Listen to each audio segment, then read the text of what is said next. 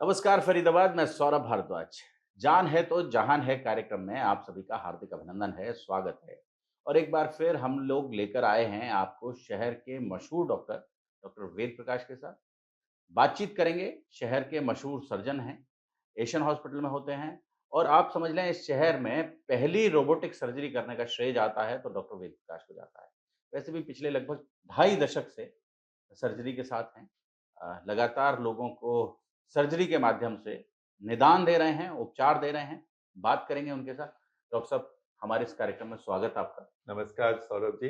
And voice of Faridabad को मैं धन्यवाद देता हूँ कि उन्होंने मुझे आज मौका दिया कि मैं आप लोगों से अपने एक्सपीरियंस और अपने कुछ अनुभव को शेयर कर सकूं। इसके लिए बहुत बहुत धन्यवाद सौरभ जी।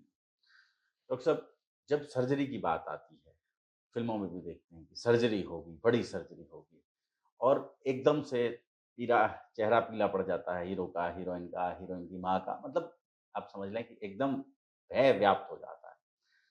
तो ये भय आम जन में भी लगातार बना रहता है और इसी की वजह से बहुत सारे लोग हैं जो इस द्वंद में रहते हैं कि डॉक्टर ने अगर रिकमेंड कर भी दिया है, डॉक्टर ने अगर बोल भी दिया है कि सर्जरी करानी है, तो वो सर्जरी से थोड़ा-सा भयभीत रहते हैं। वो इस द्वंद में फँसे रहते हैं कि सर्जरी कराएँ या नहीं कराएँ? बिल्कुल सही बोला सौरभ जी आपने। सर्जरी तो दूर की बात है, बच्चों को तो इंजेक्शन से ही डराया जाता है कि चलो इंजेक्शन लगवा देंगे, नहीं तो खाना खा लो। तो ये सर्जरी जहाँ चीर-फाड़ की बात होगी तो किसी को भी डर लगेगा। लेकिन अब ये जो सर्जरी है, पहले जैसी सर्जरी नहीं रह गई है। जो हमने ट्रेनिंग के समय जो सर्जरी देखी थी और आज की डेट में जो सर्जरी देख रहे हैं, उसमें बहुत अंतर आ चुका है। पहले कहा जाता था कि जितना बड़ा चीरा उतना बड़ा सर्जन। आज जितना कम चीरा उतना बड़ा सर्जन। तो सर्जरी में अब चीरे का कोई नाम नहीं है। चीरा लेस सर्जरी जिसको हम कह सकते हैं, बिल्कुल इंसिजन फ्री सर्जरी। अब सर्जरी का युग वो आ चुका है। जी। तो डॉक्टर साहब, मरीज़ को फैसला करना होता है कि वो सर्जरी कराए, नहीं कराए। देखिए सौरभ जी, मेरा अपना मानना है कि मरीज को सर्जरी का डिसीजन सिर्फ एक सर्जन की एडवाइस पे नहीं लेनी चाहिए। सर्जरी में अगर किसी ने उसे सर्जरी की एडवाइस दी है तो वो भले ही एक अच्छे सर्जन से सेकंड ओपिनियन जरूर ले ले। और अगर दूसरे सर्जन ने भी सर्जरी एडवाइस करी है, फिर उसे आंख बंद करके सर्जरी में जाना चाहिए, क्योंकि जो इलाज सर्जरी से पॉसिबल है वो सिर्फ सर्जरी से ही ठीक हो सकती है। और सर्जरी में एक बार आप चले गए तो मेडिसिन की तरह नहीं है कि आपको हर एक बार मेडिसिन खानी है और जिंदगी भर खानी है। अगर ब्लड प्रेशर हो गया, अगर शुगर हो गया तो आपको जिंदगी भर खानी है। लेकिन सर्जरी में एक बार आपने सर्जरी करा ली तो वो जिंदगी भर निदान हो गया उसका। आपके गॉल ब्लैडर में स्टोन है, सर्जरी हो गई तो फिर फ्यूचर में गॉल ब्लैडर स्टोन नहीं बनने वाला। तो मेरे हिसाब से तो सर्जरी डरने की नहीं, समझने की चीज़ है। हुँ। डॉक्टर साहब, कई बार इसके अलावा और बहुत सारे रोग हैं जिनमें लोग डरते हैं कि सर्जरी कराएँ, नहीं कराएँ। पाइल्स को ले लें डॉक्टर, पाइल्स में भी बहुत सारे लोग बहुत तरह के इलाज करा रहे होते हुँ, हैं, नहीं जा रहे होते हैं डॉक्टर के पास और बस किसी तरह से उसे रोक रहे होते हैं कि किसी तरह से कुछ दिन टल जाएँ, कट जाएँ, कहीं कोई नीम हकीम मिल जाए उसके पास चले जाते हैं। लेकिन वो सर्जरी से डर रहे होते हैं। तो क्या लगता है आपको कि इसमें? बिल्कुल। सौरभ जी देखिए, पाइल्स तो एक बिहेवियर प्रॉब्लम मैं इसको मानता हूँ। बहुत लोगों की आदत बन गई है कि वो टॉयलेट में जाएँगे, साथ में न्यूज़पेपर या मोबाइल लेके जाएँगे और घंटों टॉयलेट में बैठे रहेंगे। जब तक प्रेशर ना आए, तब तक टॉयलेट जाना नहीं चाहिए। पाइल्स बनने का सबसे बड़ा कारण कितनी देर आप टॉयलेट सीट पे बैठते हैं, उस पे डिपेंड करता है। अगर आप जाने-अनजाने टॉयलेट सीट पे बैठे हैं, तो आप स्ट्रेन करते रहते हैं। वही उस स्ट्रेनिंग से जो ब्लड वेसल्स का कुशन है, वो स्ट्रेन से इलोंगेट होता है। इलोंगेट कहने का मतलब लंबा होता है। और किसी भी चीज़ को आप खींच देंगे, लंबा करेंगे, तो वो पतली भी हो जाएगी और पतली होके वो फटती है और वो ब्लड गिर जाता है। तो सबसे पहला आदत जो है वो टॉयलेट में बहुत कम समय बिताएँ। हेल्दी न्यूज़पेपर और मोबाइल लेकर मोबाइल ना जाएँ। लेके ना जाएँ, बिल्कुल। हेल्दी डाइट रखें, हाई फाइबर डाइट और एक्सेस ऑफ वाटर, पानी की कमी ना होने दें। अगर ये अच्छी आदत आप अपनाते हैं तो पहले तो आपको पाइल्स होगा ही नहीं। अगर आपने कॉन्स्टिपेशन अवॉइड कर दिया, आपको पाइल्स नहीं होगा। और अगर पाइल्स हो भी गया, तो पाइल्स की ना मेडिकल लिटरेचर में अलग-अलग ग्रेडिंग बताई गई है। अगर ग्रेड में पाइल्स 1 है और ब्लीडिंग कर रहा है, तो सर्जरी की ज़रूरत है। अगर ग्रेड में पाइल्स ग्रेड 4 है और ब्लीड नहीं कर रहा, तो हमें सर्जरी की ज़रूरत नहीं है। तो सबसे पहले मरीजों को ये समझना ज़रूरी है कि पाइल्स ने उसे तकलीफ क्या दे रहा है। सर्जन के कहने पे कि अरे आपका ग्रेड 4 हो गया और मरीज को कोई तकलीफ नहीं है, तो उसे सर्जरी की बिल्कुल कोई ज़रूरत नहीं है। वो एक ऐसा एरिया है जो बहुत सेंसिटिव है। इतना सेंसिटिव है कि अगर आप एक पिन लेके जाएँगे तो मरीज उछलने लग जाएगा, और अगर उस जगह पे चीर-फाड़ करने की बात हो, तो पेनफुल कितना होगा ये आप समझ सकते हैं। तो पाइल्स की सर्जरी में मेरा अपना मानना है कि मरीज के सिम्पटम क्या है। अगर सिम्पटम ज़्यादा हैं तो ज़रूर सर्जरी करानी चाहिए, फिर डिले नहीं करना चाहिए। अगर आप डिले करते हो तो ये बीमारी बढ़ जाती है, और जो स्टेज में हम सर्जरी बिना चीर-फाड़ के कर सकते हैं, फिर हमें मजबूरी में वो चीरा लगा के सर्जरी करनी पड़ती है। तो बेहतर है कि समय पे पाइल्स का ऑपरेशन कराएँ अगर उनको तकलीफ है तो। बहुत बार लोगों को पेट बढ़ने लगता है डॉक्टर साहब, पीछे से लोग कहते हैं कि इसका ऑपरेशन होगा, उसमें नाभि जो है वो थोड़ा फूलने लगती है हुँ, और लोगों को तो लगता है हर्निया कहते हैं हर्निया, उसको। जी, हाँ, हर्निया के इलाज के लिए सिम्पटम्स से लोग ढूँढते हैं, मतलब बिल्कुल। बीमारी का नाम भी नहीं लोगों को हुँ। पता होता, लेकिन लोगों को लगता है कि ये कुछ हो रहा है, तो और डॉक्टर को दिखाते हैं तो डॉक्टर कहता है इसमें ऑपरेशन कराने की ज़रूरत है। तो वहाँ क्या? देखिए सौरभ जी, ये बहुत इंटरेस्टिंग क्वेश्चन आपने पूछा। आपने नवजात बच्चों में भी हर्निया देखा होगा, और 1 साल होते-होते वो हर्निया गायब हो जाता है।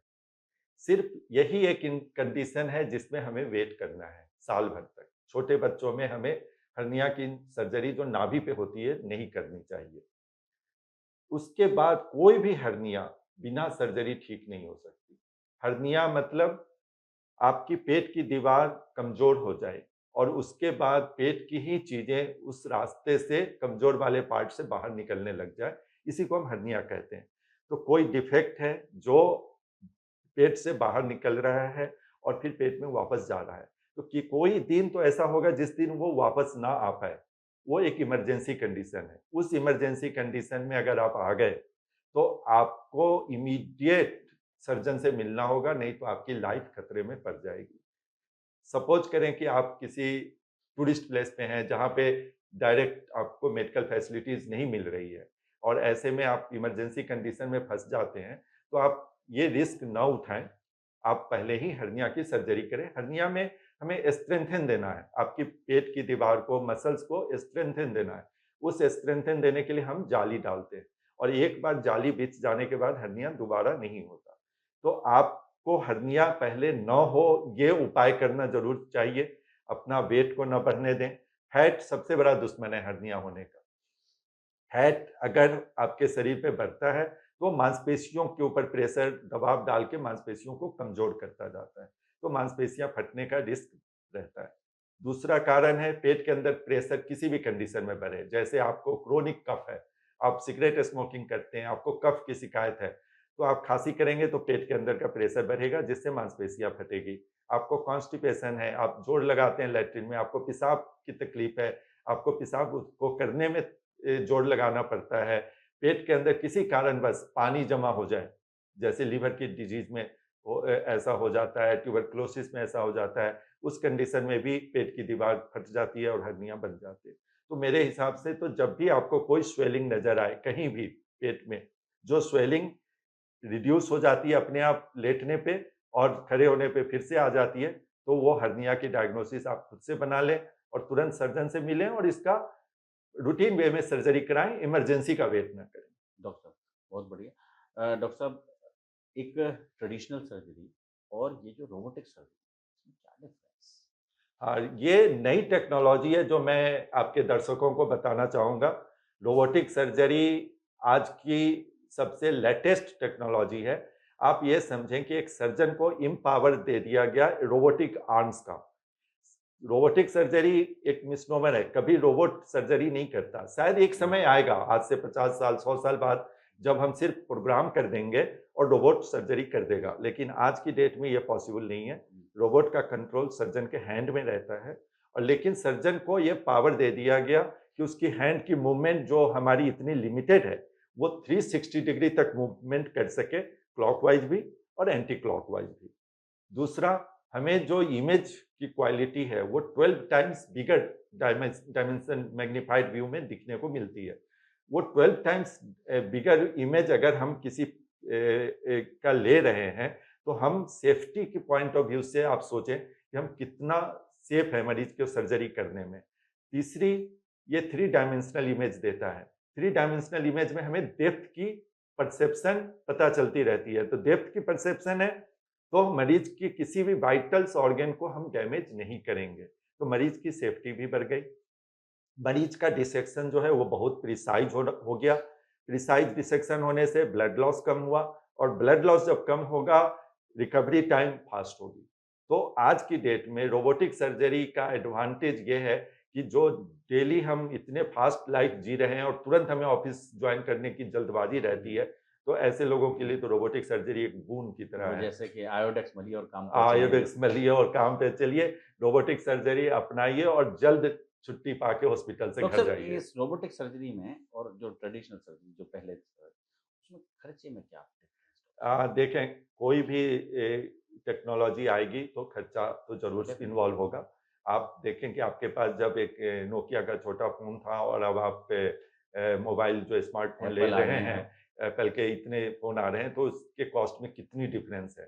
तो रोबोटिक सर्जरी में भी कॉस्ट का डिफ़रेंस आता है, और करीबन 70,000 के आसपास एक्स्ट्रा पे करना पड़ता है। हमारे पास जो सिस्टम है वो वर्सियस रोबोटिक सर्जिकल सिस्टम है, जो यूनाइटेड किंगडम की बेस्ड एक कंपनी है, वो उन्होंने डेवलप किया है, और वो लेटेस्ट रोबोटिक है। और इसके कॉस्ट बाकी जो हमारे एग्जिस्टिंग रोबोटिक सर्जिकल सिस्टम जो डाविंची है, उसके कंपैरिजन में सिर्फ 50% कम है। अभी आप बता रहे थे तो मुझे हँसने का थोड़ा मन कर रहा था। मैं अभी आ रहा था तो मुझे एक बड़ा होर्डिंग लगाई दिखाई दिया शहर के एक अस्पताल का, हुँ, और उसमें बाकायदा रोबोटिक सर्जरी लिखा और उसके आगे रोबोट ही लगा रखा है। हुँ।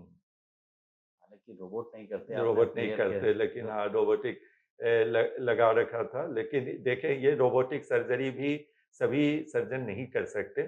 जिन्होंने लैप्रोस्कोपिक सर्जरी कर रखी है, उन्हें ही रोबोटिक सर्जरी करने में आसानी होती है। रोबोटिक सर्जरी की ट्रेनिंग भी डिफ़िकल्ट है।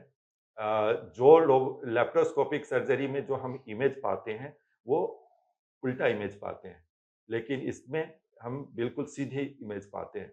तो ये हमें खुद को भी एडजस्ट करना पड़ता है, और प्रॉपर ट्रेनिंग हासिल करने के बाद ही हमें रोबोटिक सर्जरी करनी चाहिए शुरुआत सर्जन को। डॉक्टर साहब, इतना अनुभव हो गया आपका, और बहुत सारे सर्जन्स जो हैं शहर में नए आ रहे हैं, उनके लिए एक प्रेरणा का स्रोत भी हैं आप। डॉक्टर साहब, उन्हें क्या कहना चाहेंगे? कोई मैसेज उन्हें भी देना चाहेंगे, नए सर्जन्स को भी देना चाहेंगे? सौरभ जी, अगर आपके पास वक़्त हो तो मैं थोड़ा-सा इसमें एक छोटी-सी कहानी कहना हाँ, चाहूँगा। बिल्कुल। हम मैं अपने कलीग सर्जन के लिए ये बात कहना चाहता हूँ, जो अगर सुन रहे होंगे मेरी बातों को। मैंने जब पीजी ट्रेनिंग जॉइन की थी 97 में, तो मेरे एचओडी थे डॉक्टर जीपी श्रीवास्तव मेरे मेडिकल कॉलेज में, कौन-सा medical college? Rewa medical college Madhya Pradesh में। तो वो ट्रेनिंग का समय था, मेरा फर्स्ट ईयर था। एक पेशेंट रोड ट्रैफिक एक्सीडेंट का टेबल पे लेटा हुआ था, ब्लीड कर रहा था, और मैं वेट कर रहा था कि कोई वार्ड बॉय आएगा और उसको ट्रॉली से उठा के बेड पे रखेगा, तो मैं ट्रीटमेंट शुरू करूँगा। मैं इंतज़ार कर रहा था, तब तक वो सर उधर से गुज़र रहे थे। उन्होंने देखा, मेरे देखते ही उन्होंने कुछ मेरे को नहीं बोला कि क्यों तुम ट्रीटमेंट नहीं कर रहे हो? उन्होंने खुद से पेशेंट को उठाया और बिस्तर पे रखा और चले गए। उनके पूरे एप्रन में ब्लड लग गया था, और मैं डर के मारे काँप रहा था कि आज तो मेरे को बहुत डाँट पड़ेगी, क्योंकि सर बहुत गुस्से वाले थे। तो मैंने सर को पहले ही सॉरी बोल दूँ, तो सर के पास चला गया और सर को सॉरी बोलने के लिए खड़ा हो गया। सर ने बोला कि तुम क्यों आए हो सॉरी बोलने? तुमको अगर सॉरी बोलना ही है, तो ऊपर वाले को बोलो। तुम्हें क्या लगता है कि तुमने जो मेडिकल में तुम आए हो, तुम क्या अपने काबिलियत से, अपने इंटेलिजेंस से आए हो? ऐसा नहीं है। तुम जिस दिन जन्म लिए थे, उसी दिन ऊपर वाले ने डिसाइड कर दिया था कि तुम्हें डॉक्टर ही बनना है। तुमसे ज़्यादा तेज़ लड़के कॉम्पिटिशन नहीं निकाल पाए, और वो डॉक्टर नहीं बन पाए हैं, लेकिन तुम बन गए हो। तो इस बात का ध्यान रखना कि कभी भी ऐसे मरीज के साथ इस तरीके से बिहेवियर नहीं करना कि तुम्हें बाद में सॉरी बोलने के लिए आना पड़े। तो ये बात उस दिन से मेरे मन में, चूँकि मेरी ट्रेनिंग की प्रारंभिक समय था, इतनी अंदर तक घुस गई कि मेरे को लगता है कि मैं अपने सर्जन कलीग को ये सिखाने में से सफल हो पाऊँ कि तुम जिस काम के लिए आए हो, उसको पूरे एथिक्स से, पूरी ईमानदारी से करो, क्योंकि तुम्हें अगला जन्म फिर भगवान ये मौका देंगे कि नहीं देंगे अगर तुमने कोई भी गलत काम किया तो। इस बात का ध्यान हमेशा रखना कि तुम्हें शायद अगला जन्म में ये मौका न मिले कि तुम फिर से रोगियों की सेवा कर सको। तो अपना 100% बिल्कुल, एथिकल प्रैक्टिस करें। डॉक्टर साहब, हमें समय देने के लिए, हमारे साथ बातचीत करने के लिए बहुत-बहुत धन्यवाद। सौरभ जी, बहुत-बहुत धन्यवाद। आपके साथ बात करने में मुझे भी बहुत अच्छा लगा और मैं आगे भी चाहूँगा कि पेशेंट ट्रेनिंग पेशेंट के एजुकेशन के से रिलेटेड जो भी डिजीज़ है, उसके बारे में कुछ बातें हम करते रहें, ताकि उन्हें भी समझ में आए कि उन्हें किस में डिसीज़न लेना उनके लिए आसान हो जाए सर्जरी का, और सर्जरी से भय ना करें। जब आपने शुरुआत में कहा कि जो डर है, उस डर को ख़त्म करें। देखें कि किस सेंटर पे वो सेफ़ हैं, कहाँ पे एनेस्थीसिया सेफ़ है, कहाँ पे एंटीसेप्टिक फ़ॉलो किया जा रहा है, किस जगह पे उन्हें कम चीरे से, कम डिसेक्शन से बेहतर रिज़ल्ट मिल सकता है। इन सब चीज़ों को ध्यान में रखते हुए वो सर्जरी का डिसीज़न लें और बिल्कुल ना घबराएँ। Thank you very much Saurabh ji. Thank ठीक यू। है, बहुत-बहुत धन्यवाद। जोड़ेंगे फरीदाबाद आपको शहर की ऐसी ही और महत्वपूर्ण हस्तियों के साथ। बहुत-बहुत धन्यवाद।